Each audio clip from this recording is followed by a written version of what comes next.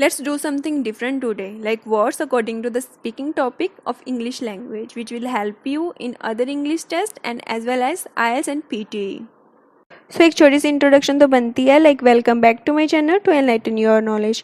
आज तक हम 8 सेशंस कर चुके हैं, आज 9 सेशन करेंगे, बट उससे पहले अगर आप मेरे चैनल पे न्यू हो then do subscribe and hit the like button to boost my confidence and don't forget to see the riddle and thought of the day because ये सेशंस के ही पार्ट हैं। We should do something tricky before all, like the riddle which was given you in 8th session, and the answer is promise. If you haven't seen, then take a look in the 8th session. तो आज की riddle है, I speak without a mouth and hear without ears. I have no body but come alive with wind. What am I?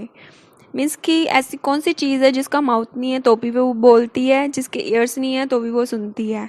I have nobody means कोई body नहीं है उसकी, और wind से वो जिंदा रहती है। मैंने बहुत सारी डिस्क्रिप्शन दे दी है इस रीडल के लिए, आपको क्लिंच तो मिल ही गया होगा।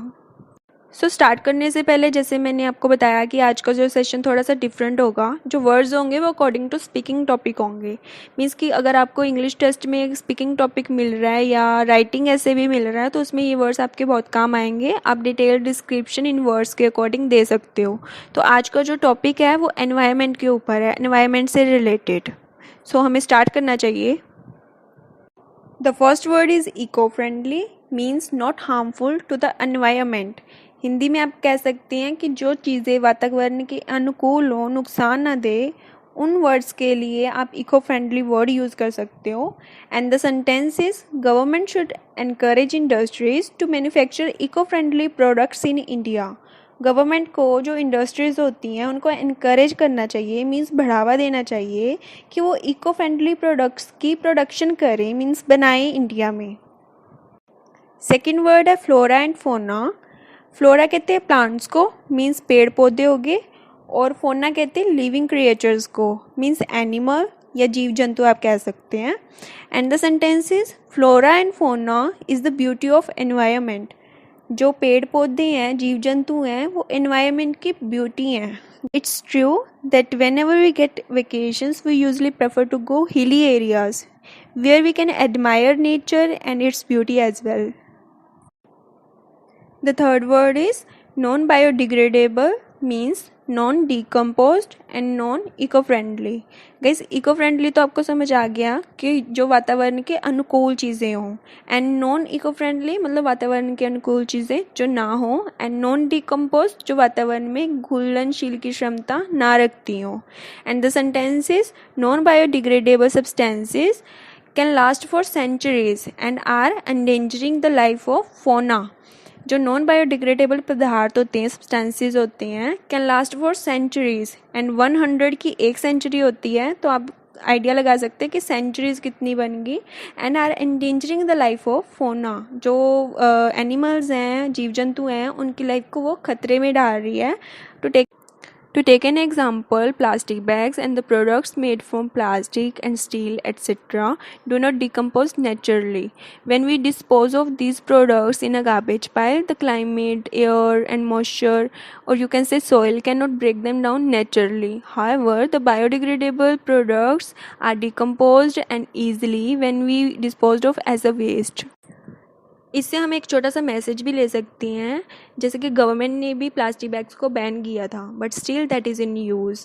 हम प्रॉपरली इन चीज़ों को अवॉइड नहीं कर सकते क्योंकि इसमें इलेक्ट्रॉनिक अप्लायंसेस भी आते हैं और हम गैजेट्स भी यूज़ करते हैं जो हमारी नीड है आज के डे में, बट हम इनको रीयूज़ ज़रूर कर सकते हैं। अगर हम प्लास्टिक बैग्स की अगेन एग्जांपल लें, जैसे कि अगर आपकी गली में एक वेजिटेबल होकर आ रहा है, आपने सब्जी लेनी है, तो instead of taking the new plastic bag आप अपना प्रीवियस बैग यूज़ करें। इससे ज़्यादा कुछ खास फ़र्क आपके अकॉर्डिंग नहीं पड़ेगा, बट ये एनवायरनमेंट के लिए एक बहुत बड़ा कंट्रीब्यूशन होगा, जैसे कि अगर हर घर ये चीज़ को फॉलो करे तो बहुत ही ज्ञान की बात है। बट ये टॉपिक ही ऐसा है कि इसमें थोड़ा सा मुझे ज्ञान बांटना पड़ रहा है, एंड हमें अभी नेक्स्ट वर्ड लर्न करना चाहिए। The fourth word is deforestation. Guys, जंगल को फॉरेस्ट कहते हैं, और डिफॉरेस्टेशन मतलब जंगल को हटाना, means cut down trees and plants. A project has been executed for the deforestation of an island, मतलब आइलैंड में जो जंगल है उस पर एक प्रोजेक्ट जो बनाया गया था वो एग्जीक्यूट हो चुका है डिफॉरेस्ट करने के लिए, मीन्स जंगल को काटने के लिए। And the last word is afforestation, mean deforestation का उल्टा ऑपोजिट वर्ड। जैसे कि डिफॉरेस्टेशन में पेड़ काटना या जंगल काटना, वैसे ही अफॉरेस्टेशन में पेड़ पौधे लगाना या जंगल बनाना। इसके सिनोनिम्स हैं प्लांटेशन एंड फॉरेस्टेशन। सेंटेंस है, apart from other important facts in the world, everyone should pay attention on afforestation of flora. Flora का इस पेड़ पौधे, एंड मीन्स कि जो अदर इम्पॉर्टेंट फैक्ट्स हैं इस वर्ल्ड में, उसके अलावा हमें अफॉरेस्टेशन पे भी थोड़ा सा ध्यान देना चाहिए। ज़रूरी नहीं है कि अफॉरेस्टेशन जंगल के लिए पॉसिबल है, प्लांटेशन ऑफ ट्रीज़ को भी अफॉरेस्टेशन कहते हैं।